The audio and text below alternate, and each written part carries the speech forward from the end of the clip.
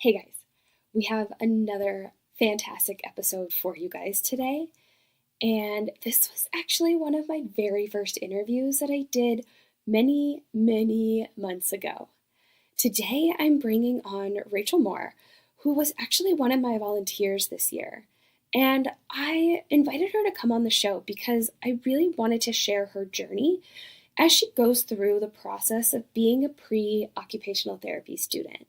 In the episode, we learn how she first discovered occupational therapy, and it's kind of exciting, but it was actually due to one of our previous guests, and it was a post that she had put up on Instagram.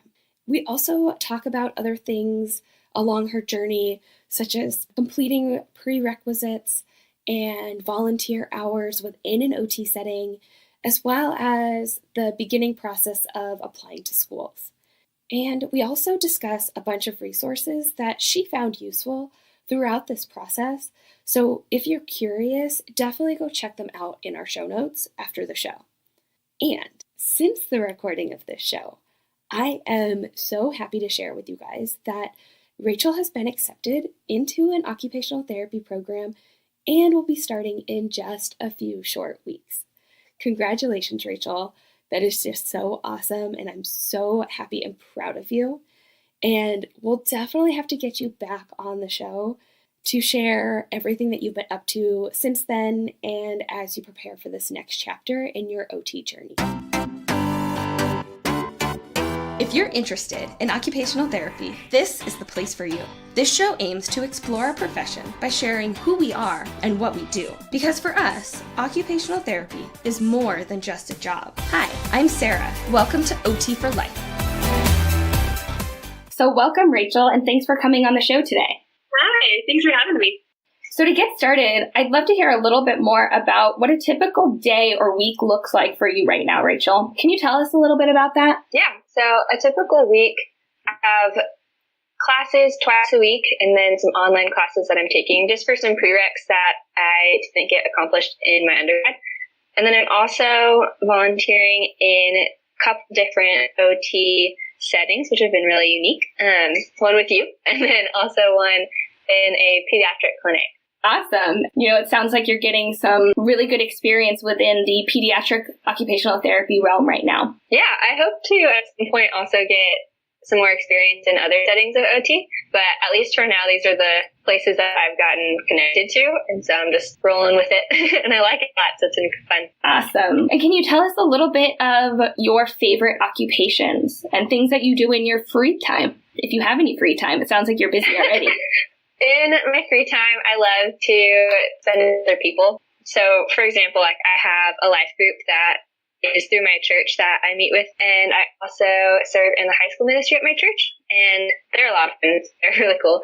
And then also there's once a week a therapeutic horse riding facility that I get to volunteer at and do a couple different things there. And then, just kind of activities here and there that I like to do, like playing guitar or going out on a walk or taking care of other people's dogs or things like that in the free time that comes up, at least. Right. Well, maybe one of these days you can teach me how to play guitar, because that's been one of my goals for a couple of years now. And my guitar is actually doing a really good job collecting dust over in the corner. So yeah, totally. Let's do it. I'd love to do that, in definitely that non-existent free time that we both have right now. So how did you initially come across the field of occupational therapy? So initially, I would say that I had one friend and mentor in my life that was an OT, but I don't think anything really clicked about it when I was with her, if she ever talked about it. And so at least to me, it felt like I didn't really understand what occupational therapy was until my last year of undergrad, when I was looking online for a career that I could possibly pursue. And OT came up, and I started Googling and watching YouTube videos about OT, and I loved so many aspects of it that I decided to definitely keep that idea of pursuing OT as an option for post-college, when I decided that I was actually going to hunker down and figure this out, what I wanted to do. And I know that you had mentioned kind of a fun little story about, I think you said it was an Instagram post. Can you tell us a little bit more about that? Totally. So there, the day where I was just scrolling through Instagram, and I was looking up occupational therapist because I was, kind of interested in it. And I came across a post by an OT that travels, and it was celebrating World Occupational Therapy Day. And in her post, she talked about all the different things that OTs do for their clients. And it just seemed like such an interesting profession because it had so much variety. It just seemed really fun and interesting. And that was kind of the moment where I thought that it's definitely something that I need to pursue amongst like the other options that I had going on. It was kind of that post that brought me to that place and like, you know what, I'm going to go for it. So I'm really thankful to her. That is so awesome to hear. And we will definitely link to that post in our show notes. So if anybody else is interested in checking out what it was that Rachel's aha moment, the post that brought her into the field of OT, we'll have it there for you guys to look at. So I know you had mentioned that you're currently volunteering at a couple different places for observation hours. And I know that a lot of the universities, they require that you have X amount of hours as part of your application. So how did you go about finding the volunteer opportunities and then also contacting the facilities about getting set up with them? Mm-hmm. So just knowing myself, I don't really enjoy cold calling people or just showing up to some place asking about volunteer opportunities. So I took to emailing people that I found. I Googled OTs near me, and I emailed several. So if they didn't respond or if they were unavailable, it wasn't the end of the world. That at least some people did respond and were interested in having volunteers. So that's kind of like where I started with that. More so emailing people and then seeing where it went once they did respond to me and if there was a good fit for me to serve them and for them to have that opening for me as a volunteer. Was there anything that was maybe, a little difficult about that? Did you find any maybe like scheduling conflicts or, were there any facilities that just weren't interested in having volunteers? Talk me through the process a little bit. So for one thing, I emailed a OT that was at I think it's kind of like a skilled nursing facility near me. I don't know it well, so I'm not sure if that is what they would call it if you work there. Okay. But he tried to suggest like availability, but he was very busy and he had a lot of different jobs that he was doing there. And so there kind of just came a moment where we were both kind of on the same page of like, you know what, it's just not really going to work at this moment in time. Right. And that's okay. I wish it would have worked out because it's 2 minutes away from my house. But it's okay. Well, maybe in the next couple months you might be able to reach out again and see definitely if there is still a potential that you could go there. Because right now you're getting a really good look at pediatric occupational therapy, but being able to volunteer within a skilled nursing facility or some sort of hospital or outpatient, where you're working with adults, would be a completely different experience. Yeah. And I hope to someday get involved with the hospital nearby too, but they haven't had their orientation yet. So I'm just kind of waiting for that to come up. But yeah, hopefully I'll get set up with a OT that works in the hospital too, which would be really cool. Yeah, that's actually pretty interesting. So what it sounds like is some of the sites actually have an orientation or a set day or maybe a couple days throughout the year where they will bring in the volunteers and kind of get them up to speed. There are, I guess, specific start dates. Does that sound right? Yeah, for some of them, definitely. Some OTs that I contacted were very flexible and were just willing to kind of have you jump in the week after or very shortly after you had contacted them. And then, yeah, definitely like the hospital for one is very regimented. And so they want to make sure that they have their schedule of things and the way that they do things. So just kind of being flexible with them and working with what they have going. Do you feel like some of the sites either wanted you just to come in for a day or maybe like 1 or 2 days, or that they wanted you to commit to kind of an ongoing process or experience, I should say? I think for most of the people that I contacted, it was more so ongoing. I think that if I had upfront told them I am just interested in seeing what you do for a day, minus the hospital. Right. They're very much like, you got to commit to a year. Oh, wow. A year. Yeah, but it's like 4 hours a week for the year. Okay. But if something comes up, that you can work it out, which I really like. Flexibility is a good thing. Right. It's key in OT.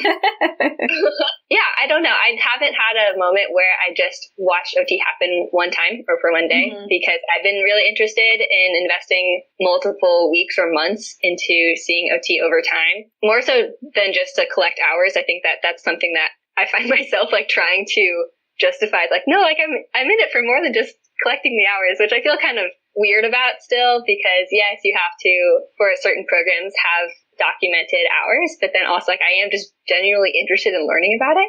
So that's kind of a weird balancing act that I try to deal with. Well, you know what? I fully support everything that you're doing.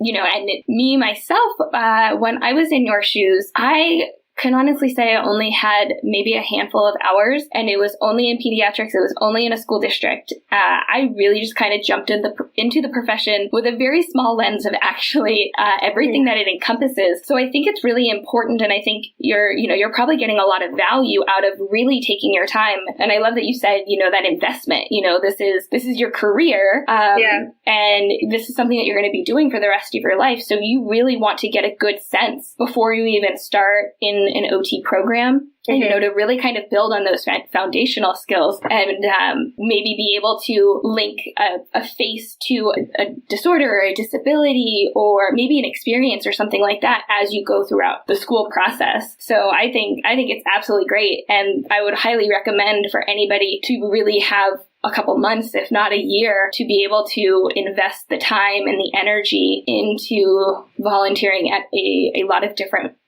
facilities. Same. I second that. How do you think your experience actually during the volunteer hours have been?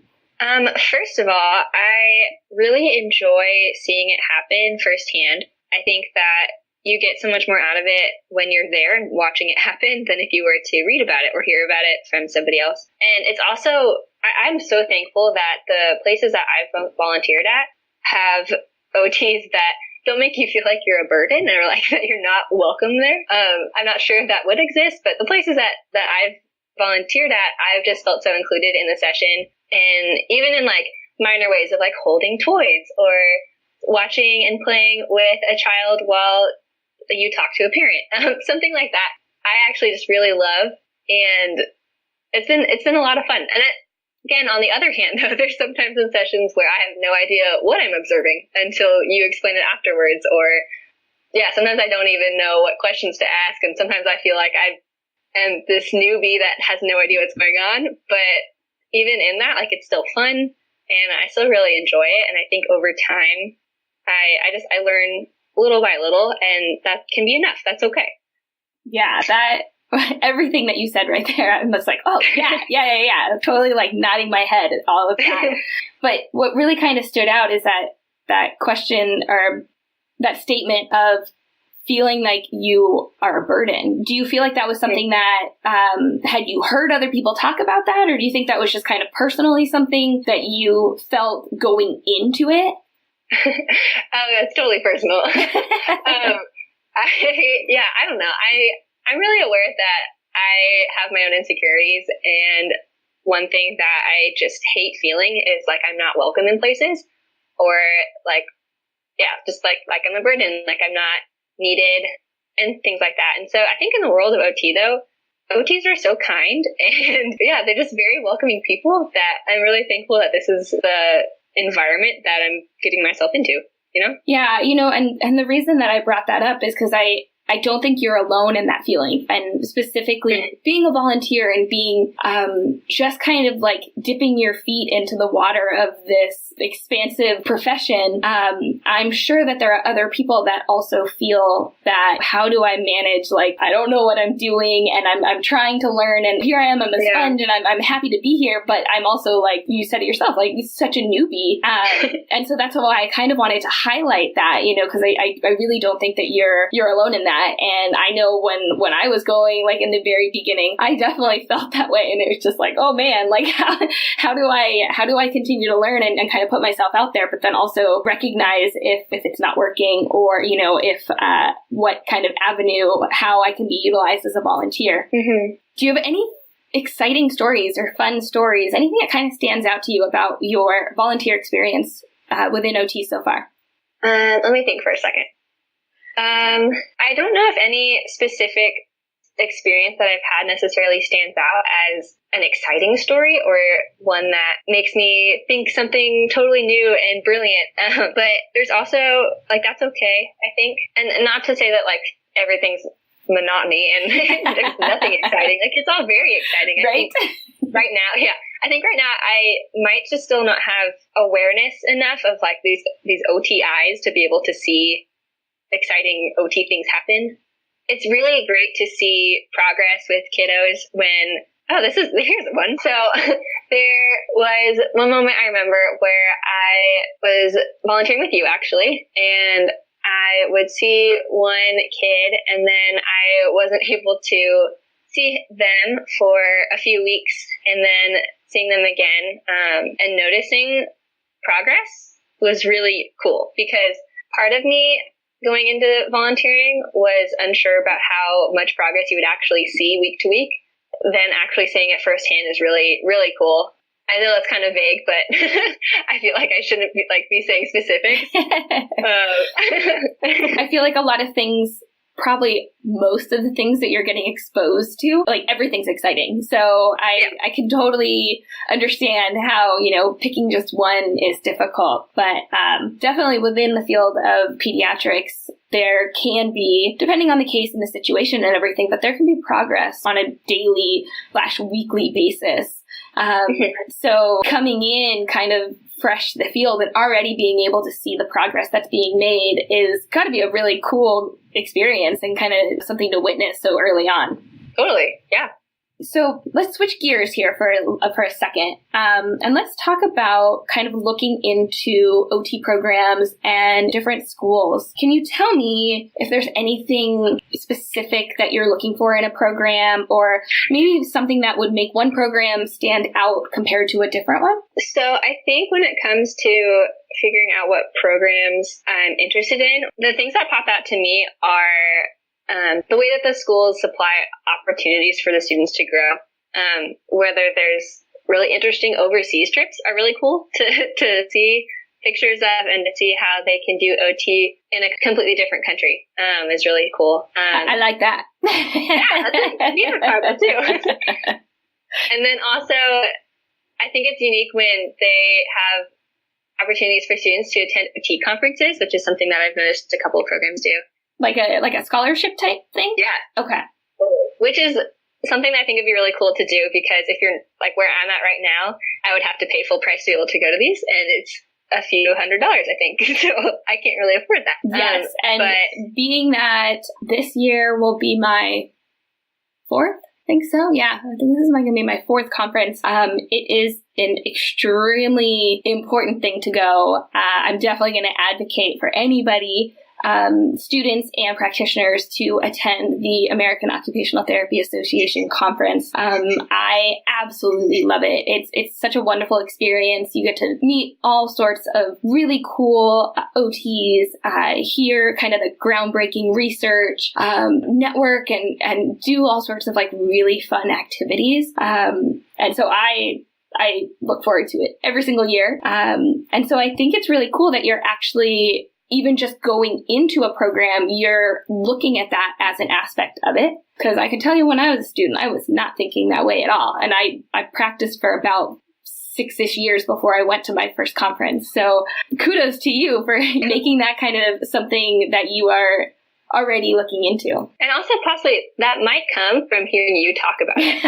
And so like it gets me excited. And then sometimes I notice that some schools offer like financial help to be able to go to things. And there's just so many exciting things happening there. I think it'd be really cool to go to one someday, especially as a student before you're even practicing OT, if that's available. Oh, yes. You can definitely go as a student. I love seeing all the students that go and kind of having the school pride and just kind of that camaraderie. So I tell all of my students that come through with me, you got to go to AOTA. Like, it's such a great experience. And I actually think a couple of my previous students are going to be going this year. So we'll have to talk to them when it's over and see what their thoughts were. Is there anything else that you've been specifically considering for an OT program, or maybe something that you've seen and that you're not interested in that kind of realm of it? I don't think that there's anything that I wouldn't be interested in. Again, just because I feel like a sponge where I'm just kind of taking it all in, like, hey, anything you have to offer, let me know. But I really liked one thing. The program at USC actually has leadership positions within the program, like a student ambassador position, which I think is really unique. They like meet with you at information sessions and also have a blog on their website. And I think that that's really cool. Yeah. So if programs have opportunities for the students to be in these leadership positions while they're still students, I think that that's super awesome also. And then there's obviously like all the no-brainer things that I look for in a program. Like, are they accredited? Are they affordable, or do they have financial aid? And where are they located? Things like that. Well, people think about already, hopefully. I think you came up with some very valuable advice and kind of some things to bring attention that maybe some people wouldn't be thinking about. So, I think the last things that you mentioned are things that most pre-students are going to be thinking about. But some of those opportunities, whether it's leadership, whether it's international fieldworks or experiences or anything like that, are definitely things to consider as you choose what program you're going to be investing a couple years of your life into. Also, real quick, one last thing with that. Something that I really value is the relationships between students and professors, and if that is like open communication, and again, kind of feeling that like, is it a welcoming, encouraging place? So that kind of shows up there too. That's not straight up listed online or anything. So I think talking to students in the program is where I would figure that out. But yeah, that's something also that I'm really interested in with the program. Have you had a chance to either connect with any current students right now, or I don't know if like any of the maybe admissions websites have a contact that you can kind of reach out a day in the life of an OT student at this university? Have you come across anything like that? There was a student that was with you one day that I know, talking to her while we were driving around to people's houses and doing OT things. And then also, I have a friend who is in another program that I'm going to meet up with in like a week or so, which is going to be cool. Yeah. And then some websites for OT programs, they have like a student. Gosh, I just keep thinking of the USC student blog. It's really kind of what comes to my head, where they talk about like what's it like to be a student. So I'm sure that other programs have that as well. I haven't had the time to really look all over the place at all these different schools quite yet. So what would you say your next steps are as you kind of go through this process? You have been volunteering at a couple different places, getting some hours in, doing lots of research on different school programs and all of that. What do you see that you need to kind of get done maybe in the next month or the next couple months, something like that? Mm-hmm. So for one thing, I need to make a list of what programs like I generally want to apply to. Because I have like a rough list, but I should at this point kind of figure out where I want to focus in on. And then with those, see what specifically is required for their applications, whether they are a part of the general OT application system, which is OTCAS. And then also, if they're a part of that, or if they have other things that are also required of them. I need to take the GRE. So let's require the GRE. That's always a blast. Which I was really excited for at one point, and I was ready, and I was like kind of studying for maybe 3 days, and then just kind of fell off the radar. So I need to get back into that. Well, luckily you have the time, so. I mean, there are moments here and there. But yeah, I need to be better at actually studying for that. And then I do still want to find other places that would offer opportunities for me to volunteer and to see OT in other realms, because you're right, like I have observed in places that do pediatric OT, but I am interested in other varieties. What am I saying? Other kinds of OT, other settings. So I'm still interested in like looking for more volunteer places and seeing what else is out there. Do you have a rough idea of maybe when you are going to start applying, or at least start the process of applying? Yeah, generally speaking, it'll be towards the fall. The programs that I'm interested in, I think, start opening up around September. And actually, I have this little Post-it note calendar in my room where I have listed out some of the programs, like when their application opens, when it closes, or if it just opens and you need to kind of apply right as it opens, because it's just, I think they call it a rolling admission. Okay, yes. And so, yeah, keeping all that organized is really helpful. But yeah, generally like fall-ish. Okay.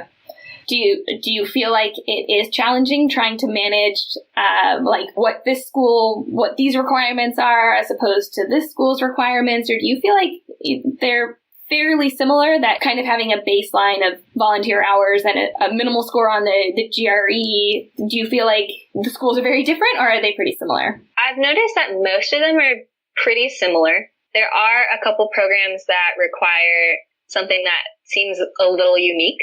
I know that there's a program that requires me to take like a 3D art kind of class, so like ceramics, for example, and that's something that not all programs would require of a pre-OT student. But most of them are pretty similar with the same prereqs and letter of recs.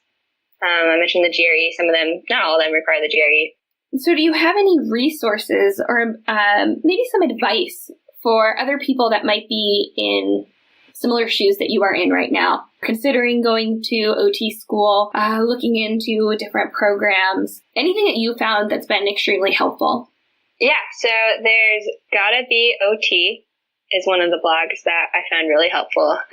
They have titles of applying to OT school and choosing an OT grad program, so a lot of it is very applicable right now.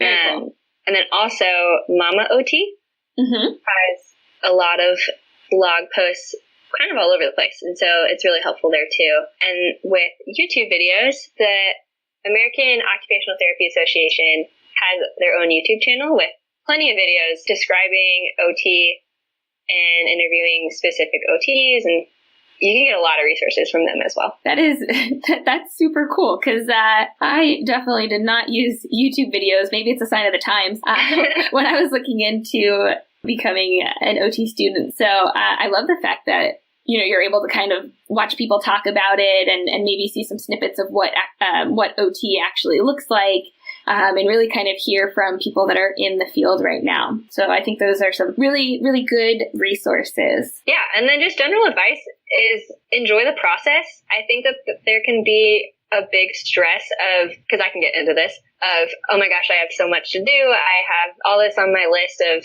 things that I have to accomplish or get done by that date. And you can get a little overwhelmed if you're doing that on top of potentially like you work or you serve in other aspects of your life. What's cool about where I'm at right now is I feel like I have freedom over the schedule that I have, and I get to place things where I can, which won't be everything. You can't do everything.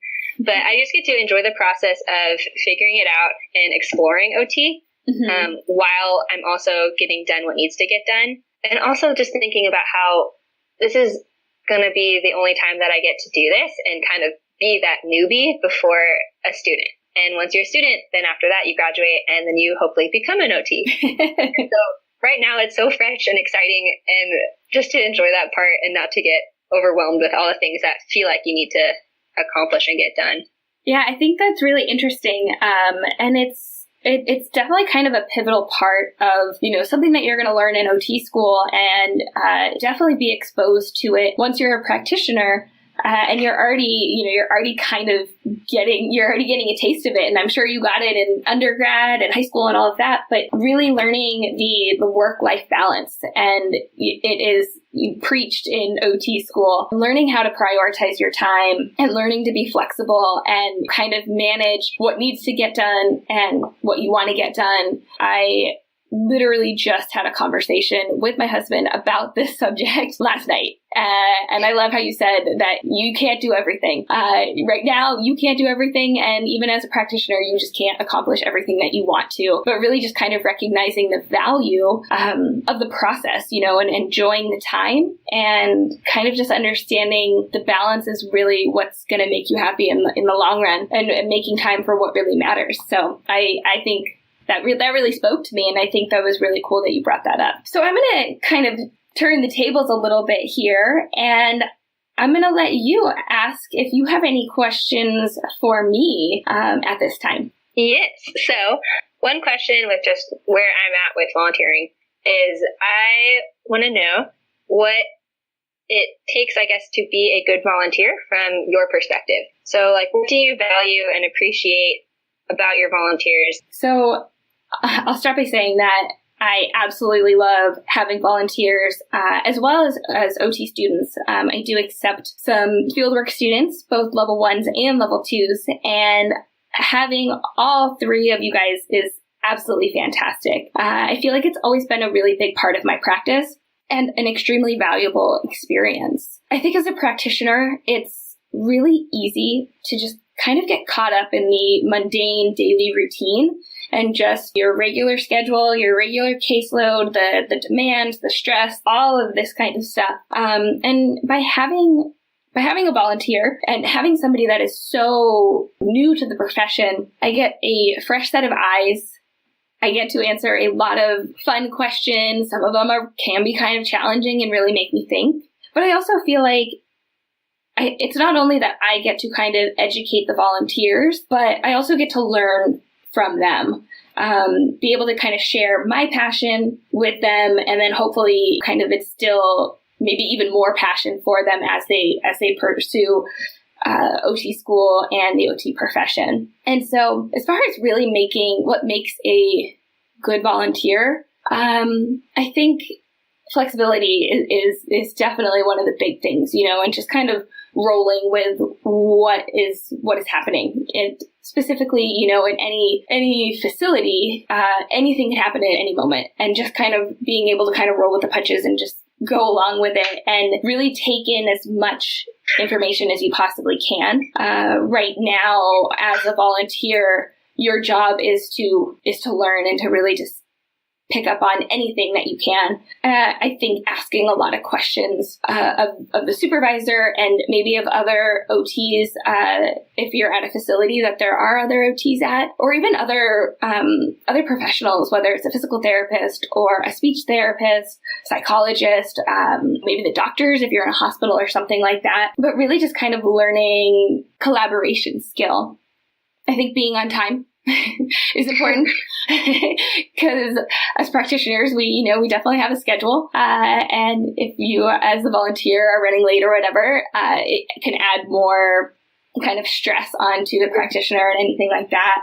But really a willingness to just learn. That's what I like. It's really refreshing when I have somebody that has a thirst for knowledge, and they want to hear everything that I have to say. And I will talk and talk and talk all day long about OT and everything that I love about it. So just being willing to learn and hear everything. And I appreciate too that you do have a lot to say about OT, even if I have the smallest of a question, because sometimes I don't even really know what to ask, or I only have like a little bit of an understanding of something, and then you're able to explain something so well, and kind of meet me at the level that I'm at, even though I haven't gone through all these classes yet. You're still able to help me understand and learn more, which I think is very cool, and I'm very appreciative of that. So thank you. Well, thank you. I mean, I think it's definitely kind of a level of complexity, being able to tailor the information of what I need to convey, whether it is a volunteer, whether it's a student, whether it's a parent, anybody at all, so people can start to understand what the purpose of the OT for this client is, what it is we're trying to get them to be able to do. So, from the practitioner standpoint, it definitely adds a little bit of a challenge to frame things in a way that your audience is going to be able to understand. So I appreciate I appreciate what you just said too. So I think we've covered some really, really good information here. That will hopefully be helpful to other people that could be looking into becoming an OT, applying to schools, maybe even looking into trying to find some volunteer opportunities. So we'll wrap it up with one last question. What does occupational therapy mean to your life? So one thing that I really value at a very deep level is serving people. And for the longest time, I couldn't find a career or I guess avenue, like a long-term job that I could serve somebody in such a fun way and in a way that was very meaningful to them until I came across OT. So first of all, OT just really fits that for me, and I'm sure for a ton of other people. Meeting somebody in the moment that they're at, in the struggle, wherever they're at, and helping them achieve something or develop in a way that is beneficial to them and is meaningful to them is something that hits me at a level that makes me just feel like I'm living. Yeah, like when people ask me what I'm passionate about, it's less of a response of, oh, I like to do this and I like to do that. But I get really passionate about the success and well-being of other people, and that's something that OT is. And so what OT means to my life is exactly that. It's just serving people and loving people in a way that benefits them and is satisfying to me also. Well, I think you have found the profession for you. I could hear the passion behind the words that you were just saying, and I think that is just absolutely amazing. And so I hope maybe a little bit later on we can kind of touch base again and see where you're at and hear what's been happening from this point until we talk again. So maybe you'll consider coming back on. Yeah, I would love to. That'd be so fun. Awesome. Well, thank you so much, Rachel, for being here. This has been a wonderful talk, and I think we covered a lot of really good ground here. So thanks again. Yeah, thank you, Sarah. Hey, before you go, I just wanted to say thanks for listening to today's episode. If you want to further the discussion, go to our website, otforlife.com, and join our Facebook group. If you like us, here are 3 easy ways to let us know. 1. Share our podcast with a friend, colleague, or anyone interested in occupational therapy. 2. Leave us a review on iTunes or anywhere this podcast is found. 3. Subscribe to us so you don't miss out on any upcoming episodes. Thanks again. We'll catch you next time, OT for Lifers.